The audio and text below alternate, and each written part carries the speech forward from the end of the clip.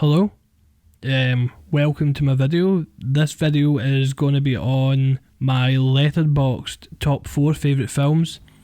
If you don't know what Letterboxd is, I'm going to include a little inserted bit here which I kind of talk about what Letterboxd is and show you what my favourites actually are on Letterboxd.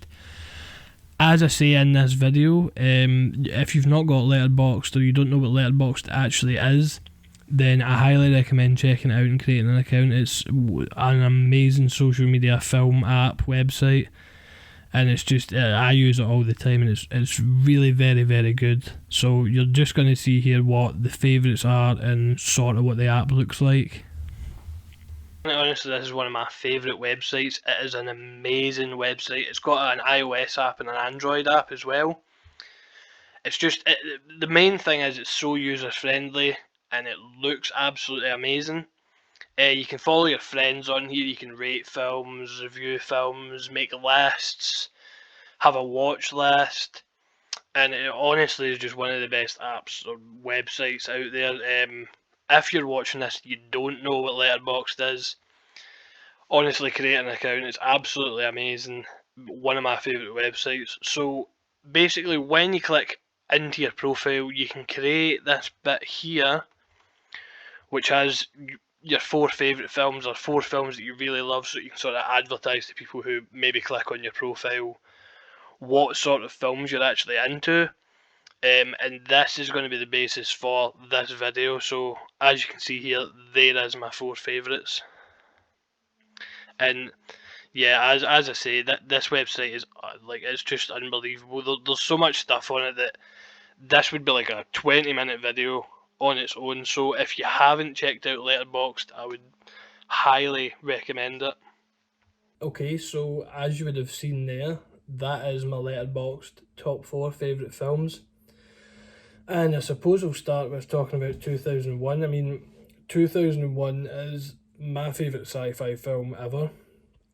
I honestly think it's a cliche putting it in here as with maybe The Godfather as well, but it honestly is a film that deeply, deeply affected me when I seen it when I was younger.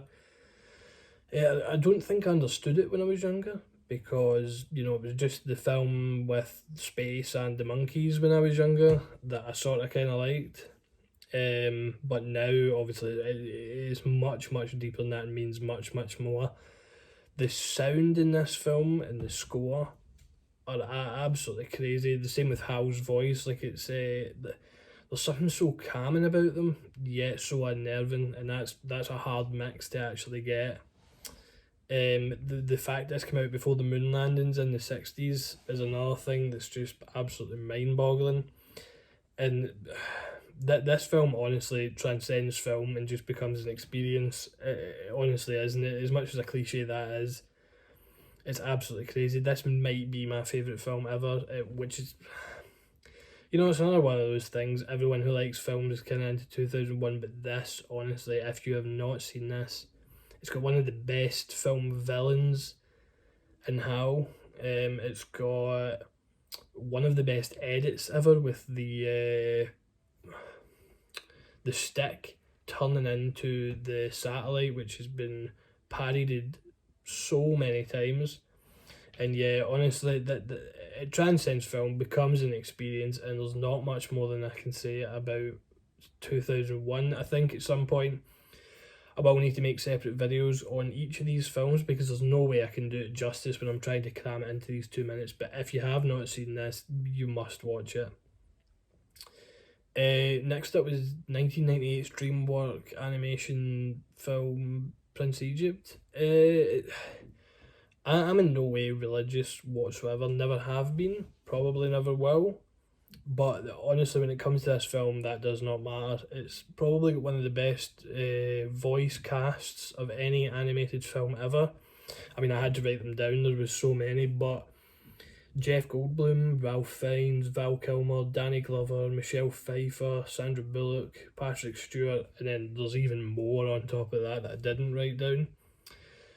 I think this might have the best original soundtrack of any film ever, in my opinion anyway. The songs in it are so catchy and absolutely unbelievable. The singing in it is obviously great. I mean, Ralph Fiennes actually does his own singing, which is cool. It's just honestly, this when you watch this film when you're older, and it's kind of the same with 2001. You know how I said 2001 was the film about the monkeys in space. This sort of just was the kind of, I knew it was a religious film about Moses, but I sort of just liked the songs and stuff in it.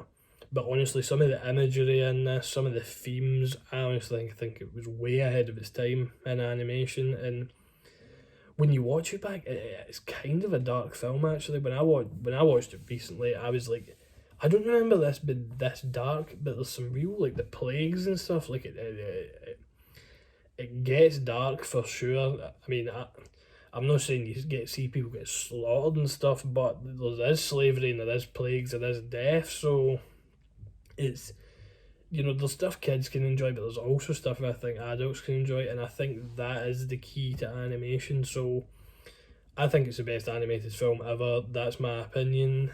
As I say, not religious whatsoever, but you don't need to be religious to watch this, because even though it is about Moses burning bushes and whatever else, it's just the songs and the imagery capture you, and the characters just capture you in a way that all that other stuff sort of goes out the window, prejudices and stuff. So yeah, that's Prince of Egypt. Next is Godfather, the first one of the trilogy. Godfather is the most accessible film on this list by far. Marlon Brando in it is, again, cliched to say, but Marlon Brando in this is absolutely unbelievable. You know, he's sort of that old classic Hollywood. John Cazale, Al Pacino, James Caan, Robert Duvall, all the cast are absolutely amazing in this. You know, that intro bit of the score is just, it's iconic to say the least.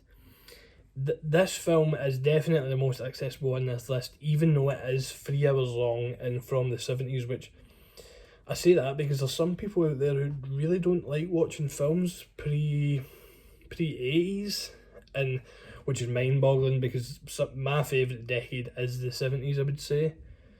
So it's the most accessible on this list, but it is still 3 hours long and it is a 70s film, but none of that should matter. Like that people who have that gripe obviously aren't really that much into films, in my mind. So yeah, that's Godfather. There's not a lot much more you can say about this. A classic 70s mafia film. Marlon Brando, one of the best performances ever. And finally, Paths of Glory, which is another Stanley Kubrick film. This is what I think is the best war film ever, best anti-war film ever as well. The thing that makes Paths of Glory so good is that it's the best war film ever, and then halfway through Stanley Kubrick does something and changes it into a courtroom drama. And when I actually think about it, does that mean this becomes the best war film, the best anti-war film, and the best courtroom drama all crammed into one film? It's from 1957. It stars Kirk Douglas, and it's about Kirk Douglas plays a commanding officer that essentially defends 3 scapegoats that are on trial for failing to go over the top during the war, but he feels that they're getting wrongly blamed, so he sort of challenges even his bosses and stuff, and it's absolutely incredible. It's better than Full Metal Jacket, so it's Stanley Kubrick's best war film in my eyes. It's one of his most underrated because people think Clockwork Orange, Shining, 2001. I think this is better than them. It is absolutely amazing. Now, this is not as accessible because it's in black and white and it's from the 50s, but if you're watching this and you like film and you've not seen Paths of Glory, I can't recommend it highly enough. In fact, I think if there's one thing you have to take away from my Letterboxd top 4 is that the Paths of Glory is up there. It really is up there. It's just so damning and such a good look at war. And then, as I say, it turns from a war film to a courtroom drama seamlessly. And does it therefore become the best of both of them? It's Yeah, the reason I actually like this as well, this was sort of the film that started it all for me in regards to being interested in film.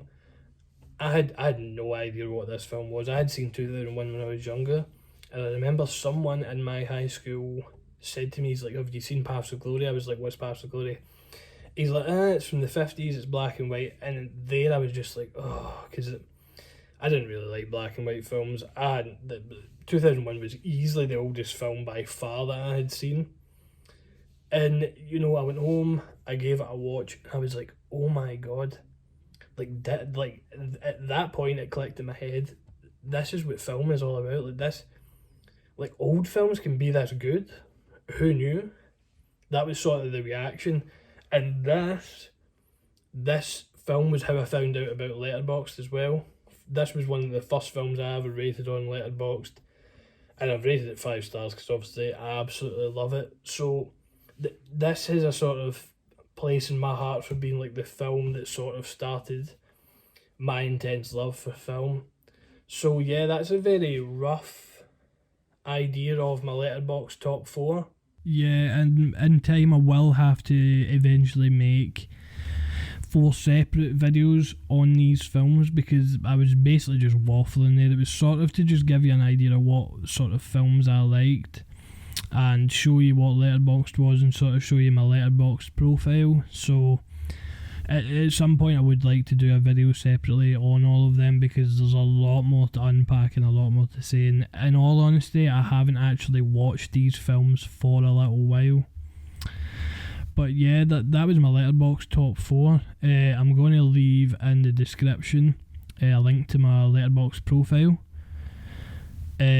So if you see this and you do have Letterboxd, if you could give me a follow, that would be great.